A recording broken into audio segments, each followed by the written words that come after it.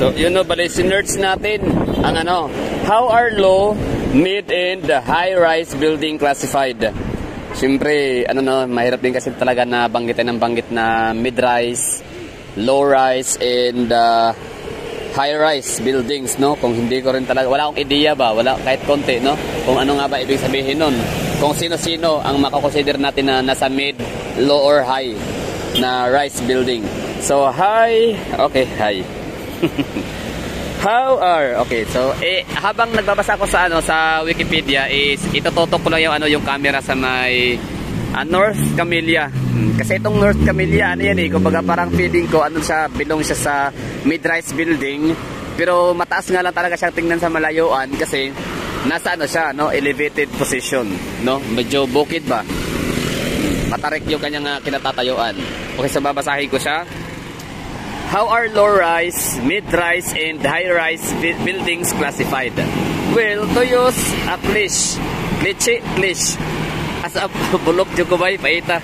Pero sige na, to use a cliche, as a quick but tongue-in-cheek answer, that's the million-dollar question. In other words, these classifications are subjective to the parties involved.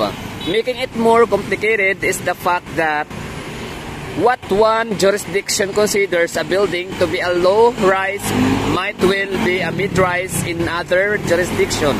So read on to learn more about the difference between low-rise, mid-rise, and high-rise buildings. Okay, so low-rise buildings. Given that there's no set definition, a low-rise building can be as tall as 3 floors or as much as 99 meters in height to as little as 35 meters tall. Usually, low-rise buildings are those without elevators, making them walk-up buildings. Okay, so yun na ha. Ang low-rise buildings pala daw ay ano siya, hanggang 3rd floors, no? Na walk-up building na siya. Pwede na siyang lakarin via stairs. Tapos, classifications are subjective at best. They attempt to broadly group properties into general categories that are easily recognized by knowledgeable observers. Buildings are often classified as Class B by a potential buyer and Class A by the seller for the purpose of negotiation to further negotiations. Di ko na alam yung ano, mga period, no? To further complicate matters, real estate professionals often create categories within a class, getting started in real estate investment trusts. However, this can extend up to as many as 4 to 5 floors, again, depending on where the building is located. Although most people would consider a low-rise building to be one that's anywhere from 3 to 4 stories. You know, so ibig sabihin pala, low-rise building talaga siya kapag 4, 3, 2 floor, no? Yung isang gusali. Whether ito ay nasa medyo mataas man siya na bangin, di ba? Or na elevated man siya situated, di ba? Tapos, yan lang, no? So, akin na to, binasa ko na to para meron akong matututunan. So, at least ngayon alam ko na talaga mag-identify or mag-classified, no, ng mga gusali. Salamat sa Google. Mid-rise building. Okay, so dito naman tayo sa mid-rise building. Yan na nakalagay, oh. Mid-rise buildings might be as low as floors or stories in height, but also as much as 5 to 6 floors or stories. Unlike low-rise buildings, which are generally equipped with elevators, instead rely on stairs, mid-rise buildings usually have elevators. Although not all buildings that are considered mid-rise to have elevators. However, this is quite unusual given that there are standards such as those which pertain to the American with Disabilities Act of or ADA generally require buildings with 3 or more floors or stories to be equipped with elevators. Yun. So depende pala, no, kung may mayroong American standard or 'di ba na para sa mga disabled. So yan na yun, mid-rise building. So meron siyang 5 to 6 floors stories na pwede siyang mayroong elevator, pwede ring wala. Basta 5 to 6 stories. Pag 4th floor pababa, yun na yung low rise. Okay, so sa high rise na naman tayo. Ito na, high rise buildings. Okay. As for high rise buildings, these are generally above 6 floors or stories in height. Also, most high rise buildings are 100 meters in height.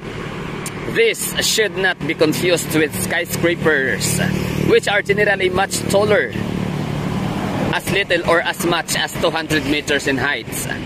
For comparison, there are also super tall buildings which can rise as much or little as 300 meters, approximately 1,000 feet in height.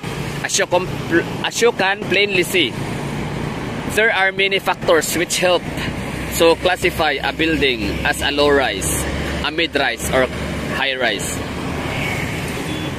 Diba?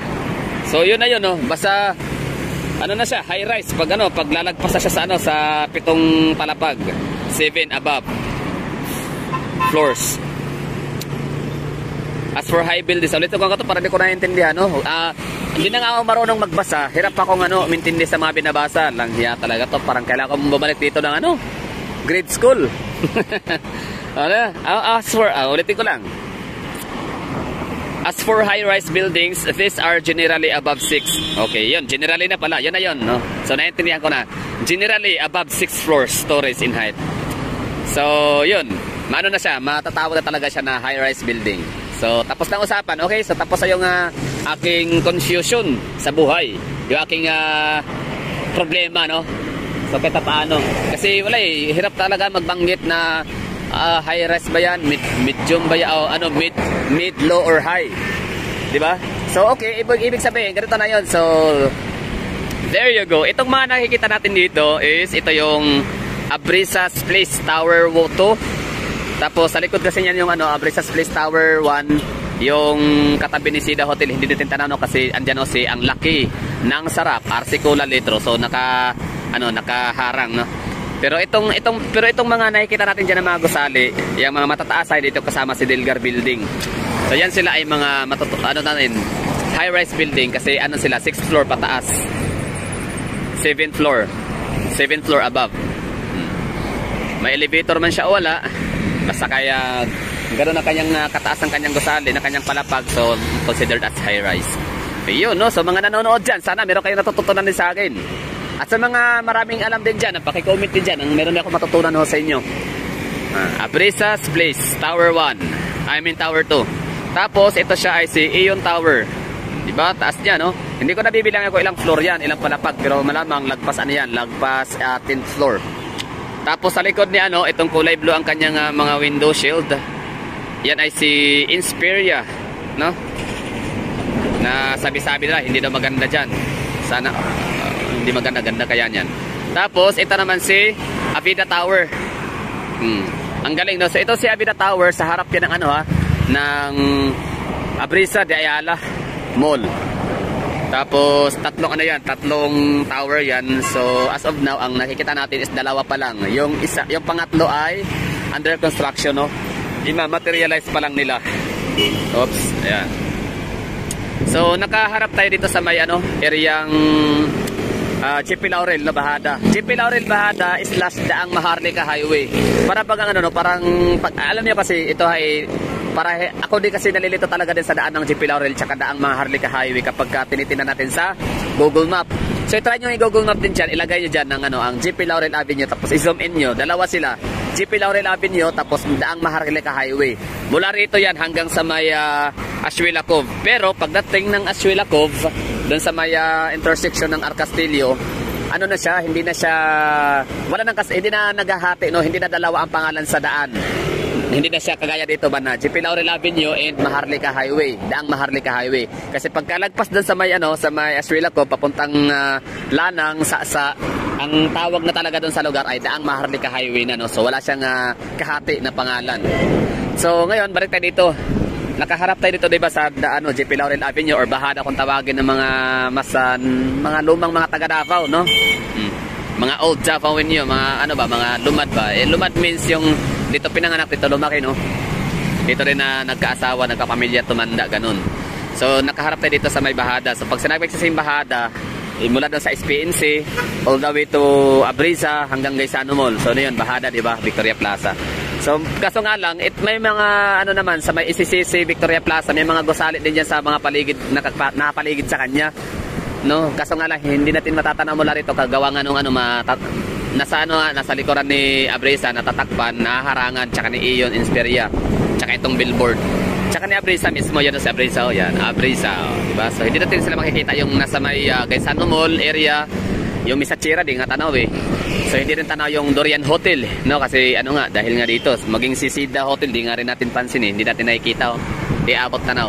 So yun lang, bali, gusto ko lang ipakita sa inyo yung yung hitsura ng GP Laurel area na may mga high-rise buildings. So mula dyan sa may Abrisa Corporate Center, so, iikot na naman tayo dito sa kabila.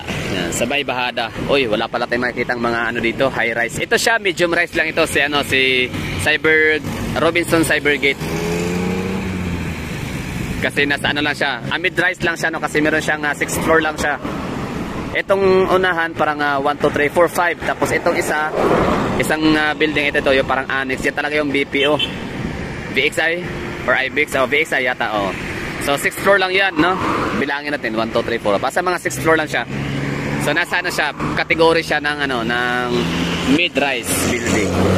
Tapos si Sogo Hotel, yan, low-rise building na yan kasi nasa 4 na palapag lang siya, 4 na floor. So ito naman tingnan natin anong gusali ito. Department of Health Region 11 or SPMC ba yan? Nasa siya, nasa mga mid-rise building, nasa mga 7th floor, di ba? Yan siguro mga gala at napanood niya na ang mga lugar dito na area kung saan tanaw talaga kasi kapag sumasakay ka ng bus galing nadadaan dito, talagang makikita mo to. Yung mga high-rise building na yan sa may Abrisa Business Center, no? So thanks to Ayala kasi talagang nag-invest talaga siya ng kanyang pera dito para maglagay ng business hub, no? Business center. So that's all for this video. Thank you for watching and I have to say goodbye and ingat.